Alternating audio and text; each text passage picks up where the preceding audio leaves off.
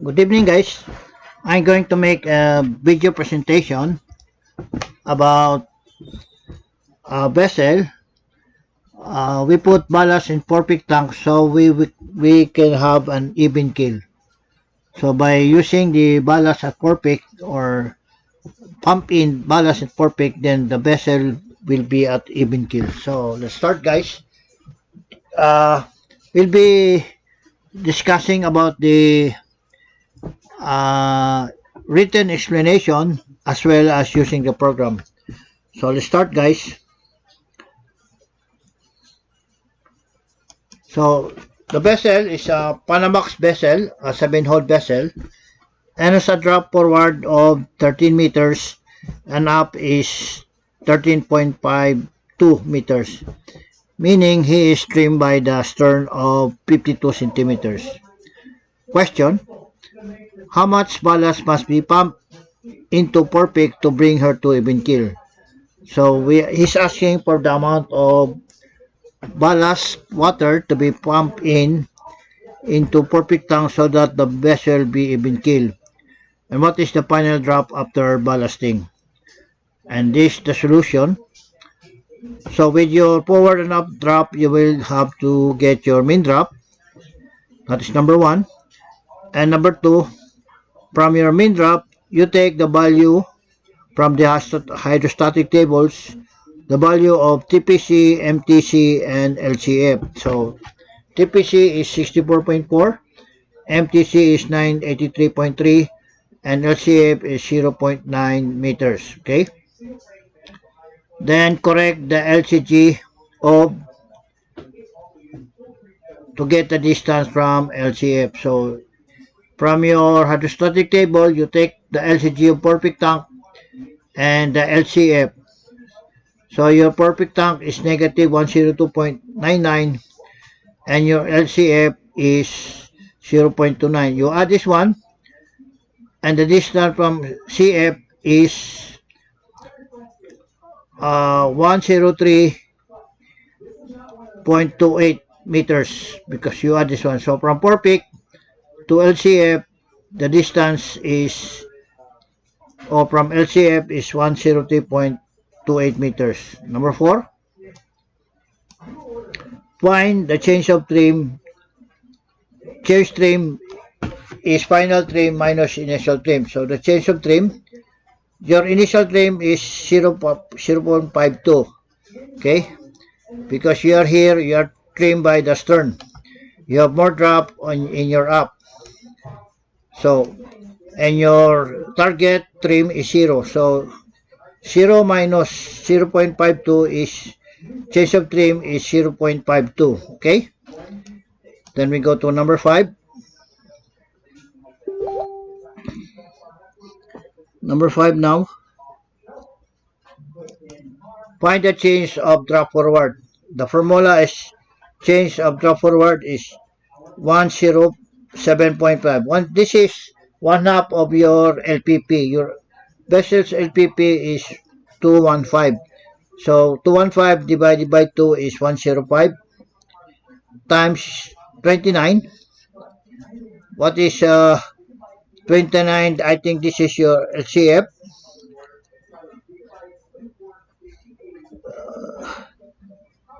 29 is your LCF. Okay? LCF over LPP times change of trim. Your trim times trim or change of trim. So the change of drop forward is 0.26 meters. Find the change of drop up or change of drop up equals change of trim. This is your change of trim minus your change of drop forward. So this is a change of drop forward. So change of trim is 0.52 meters and change of drop forward is 0.026. Okay. So deduct this one minus this one. So 0.52 minus 0.26 is 0.26 up. Okay. Now find the weight. how much weight are we going to pump in perfect tank so that the vessel will be even keel.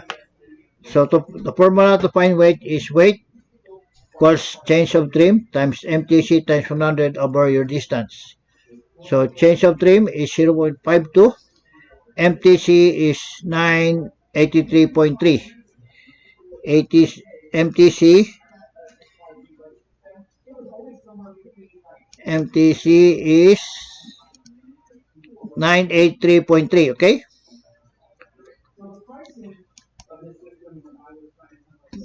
Where are we? 983.3 times 100 over your distance from LCF is 103.28, okay? And the answer would be 495.1 metric tons, okay?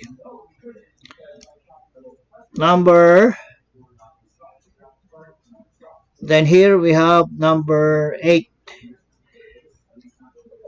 Find, find sinkage. How to find sinkage? Sinkage is weight divided by TPC divided by 100. So 495.1 divided by 60.4 divided by 100. Sinkage is 0.77. Okay? Then you apply sinkage and change of drop forward and up to the initial drop forward and up. So your initial drop forward was 13 meters and up is 13.52. Sinkage is parallel sinkage. So you add this one because the vessel will sink. So 13 meters plus 0.077 and 13.52 plus 0.077 and that will be 13.077 and up will be 13.597. Now you apply the change of drop forward. The change of drop forward is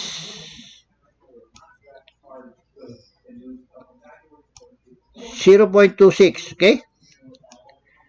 So you put here 0.26 and change of drop up is 0.26, okay? Now, take note that the initial you're trimmed by the head, by the stern. So this must go down and this must go up. So if this go down, this go up, you add the change of drop forward. So you add this one. That will be 13.337. Then this one will be minus because the up will rise. This will sink up to even keel. So 13.597 minus 0.26 equals 13.337. So this will be the answer, okay? Now we apply this to the program. Okay.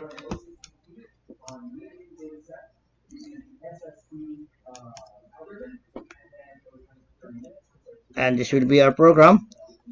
So our drop forward is 13 meters, if you remember, and up is 13.52. This will be your mid drop. So you put here also your mid port, which is 30, would be the same with your mid drop. That will be 13.26 and 13.26 mid starboard. So your mid drop is 13.26, okay? This one, you don't know yet your final drop, okay? Put this to 0. There. So, okay? Take note that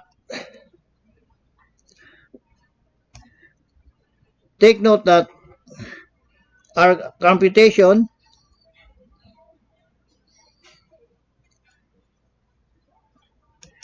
that the weight that we are going to put in perfect tank is 495.1, okay? 495.1. So you put here 495.1, okay?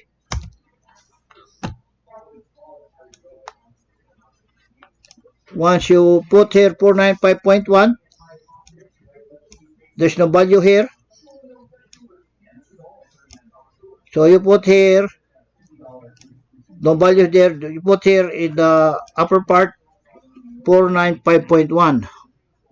495.1 or just 495 because there's no point 1, okay? And what is the TPC of your initial drop? TPC of your initial drop is 64.43, okay? So put here 64.43, okay? Press enter. Then 495 divided by 64.43 is 7.68. Divide by 100, that will be 0.77, okay? So your mid drop is 1326 plus your sinkage of runoff of 0.08, that will be 13.34. We'll just put this to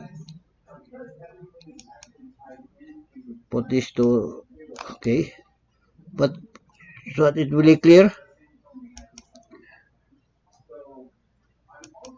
Okay, 0.07 and this runoff, and that will be departure drop will be 13.34, or we can put it this way, add 0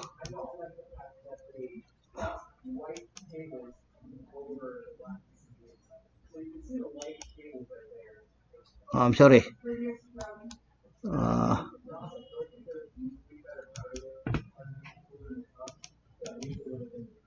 there you go. Then we add this one, okay, that will be 13.337. So with this 13.337, you put it here, put equals, then you will have your cargo to load here. So put this one,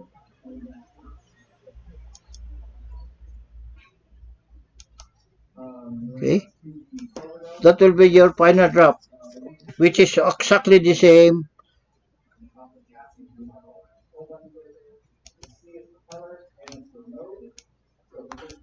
this one, okay, your mid, okay. Then you scroll this one,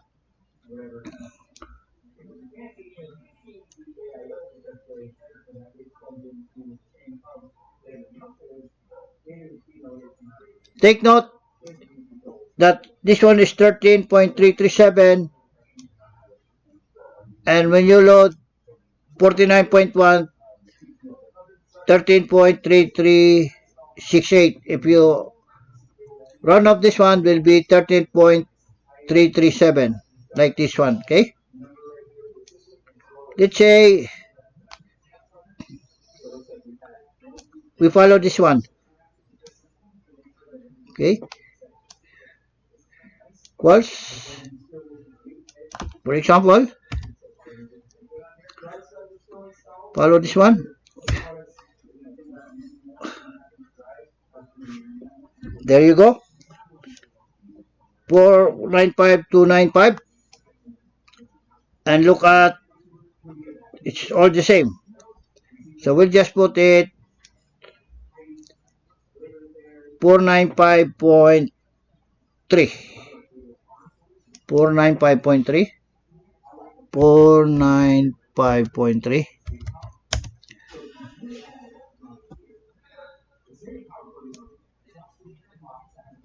Then it's almost the same here, okay? So that will be your departure drop, this one, but we apply it here. So the weight is 495.3. So for peak tank, put here 495.3. What happens? So this is your initial drop, LCF, MTC, TPC. Then you apply your ballast here of 493, 495.3. Apply the LCG, and your departure drop is 13.338 or 13.337 or even keel of 13.337. Okay, but we try to put what is written, 495.1. We put here 1, and what is drop is almost 7 keel. Okay, but the program is recommendation is 495.3. Okay, if you 495.3 there, then you will have this mid drop of 13.337, which is almost the same here. So we'll just 495.3. Put here 495.3. But there's no such thing as 495.3. You have to apply ballast round off. Okay. Let's say if you put 495, only 495. 495.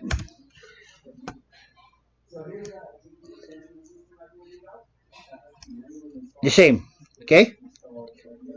But in actual practice, even you don't have to use the manual computation. What we do is by trial and error. Let's say 0. So this is your initial drop, and you have no final drop here. So what usually officers do with this program, they first put 500. And what will be the departure drop? So it's not even keel, you are trimmed by the stern. Trimmed by the head. It's not even keel, okay? It's not even keel. 3, 3, 4. Trimmed by the stern. You are trimmed by the head. So it's negative. So reduce. Trimmed by the head, make it 498. 498. Still, you are trimmed by the head by 4 centimeters. You have negative, okay? Then you make it 496. 496. What happens? Now, trim by the head by 001. So 496, make it 495. Okay. 495. You're not trimmed by the stern. Okay, trim by the stern. You will get 495.1.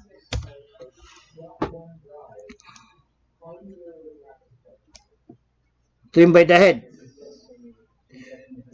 Okay, what you do is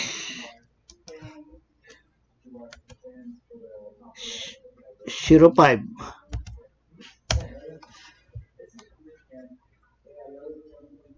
There you go. You are now equally even keel. But there's no such thing as 49505. You have to load 495. Okay? So then you will have even keel. Like this one. Okay? So in by solution, it should go like this. 13.337. Okay? but the weight is 495.1. But our program, we can put like this, 495.05 or 01. Okay, so that's it, guys.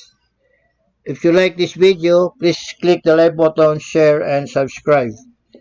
And please don't forget to click the notification bell. Thank you for watching and good night.